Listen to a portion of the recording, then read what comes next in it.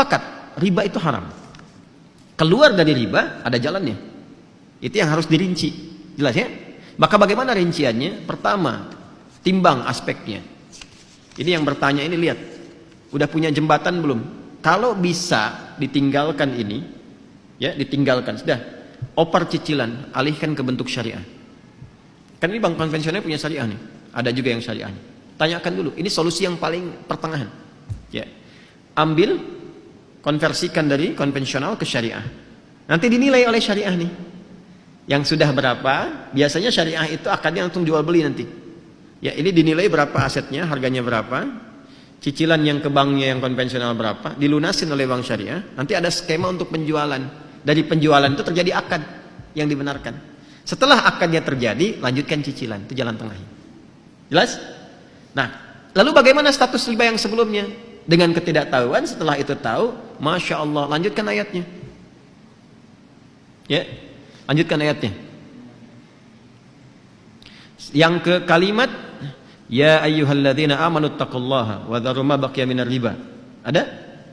Terus sampai ke bawah, sampai ada karangan falahu ma salafa wa amruhu ilallah. Ada ayatnya?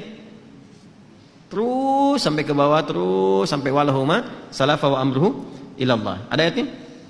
Baik, jika ada yang sudah terjebak kepada riba, kemudian dia mau berpaling, bertobat, yang sebelumnya karena tidak tahu, ketika dia putus itu, yang sebelumnya terampuni oleh Allah Subhanahu wa taala. Ma'dzur, diampuni. Serahkan kata Allah urusannya kepada Allah. Sudah, Allah maafkan, itu selesai, sekarang perbaiki. Nah, kalau mampu dilakukan itu, konversikan dari konvensional ke syariah, plus dari syariah nanti dinilai, teruskan cicilannya. Kalau susah, tidak ada dan sebagainya, lihat dulu nih, lihat dulu. Ini kalau pindah, dilepas, pindahnya kemana? Jangan sampai terjadi tiba-tiba rumah dijual, nggak ada tempat bernaung, setelah itu meminta-minta. Atau menyulitkan kolega sekitaran. Ada ibu kedatangan kita misalnya dengan keluarga, ada adik numpang tinggal tapi bawa rombongan dengan 6 anggota plus ART-nya misalnya kan. Nah, jadi agak repot di situ.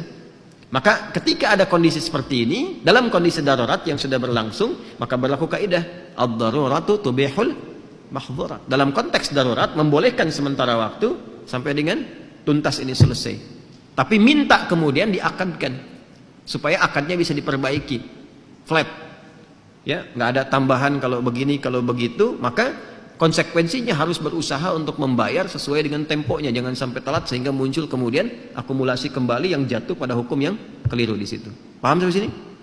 Awas, ini konteks darurat ya, jangan disamakan dengan hukum normal. Kalau bisa kemudian kita dapat alternatif, saya pengen keluar dari sini, betul-betul keluar. Oke, saya mau beli rumah kecil aja, sementara, atau rumah dengan standar yang sama di tempat yang agak berbeda. Ya, yang nilainya bisa lebih murah untuk dibeli, tapi keadaan rumahnya nyaman serupa gitu. Dan cukup ketika dihitung, kalau dijual, alhamdulillah dapat yang ini, nikmat dijalani, bebas dari riba, dan bisa diputus di sini. Bisa disolusi. Kalau itu bisa dilakukan. Nanti janji Allah akan mengganti yang itu dengan yang berlipat lagi. Ya, paham ya?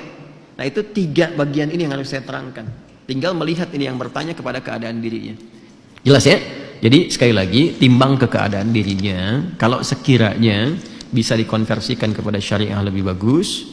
Kalau sifatnya kemudian darurat, maka diselesaikan apa yang harus menjadi kewajibannya ini, sambil banyak beristighfar kepada Allah Subhanahu wa taala dan mohon solusi kepada Allah ya, dari sambil proses berjalan sehingga diberikan naungan-naungan pijakan yang kuat untuk segera meninggalkan itu. Kemudian yang ketiga, kalau ada tempat yang bisa digunakan untuk jadi alternatif, jadi pilihan lebih bagus, jalani itu. Dan jangan gengsi ya, gengsi itu hanya status kemanusiaan aja. Tetap kalau udah meninggal sama juga. Anda mau yang di komplek, orang bilang kota dengan kampung, tetap meninggal dikuburnya di mana? Tanah juga. Jelas ya? Saya kira saya sudah jawab ini ya. Jadi tinggal mengukur, dipraktekkan. Mohon izin, agama itu harus komplit disampaikan. Kalau enggak jadi bencana nantinya. Enggak bisa kita, oh ini ambigu. Yang jelas aja yang mana? Yang jelas itu yang saya terangkan. Jelas ya? Yang jelas itu yang saya terangkan. Nanti pilih di mana yang paling berkesesuaian untuk kita saat ini. Itu yang ditempuh. Itu jadi jembatan. Paham? Baik.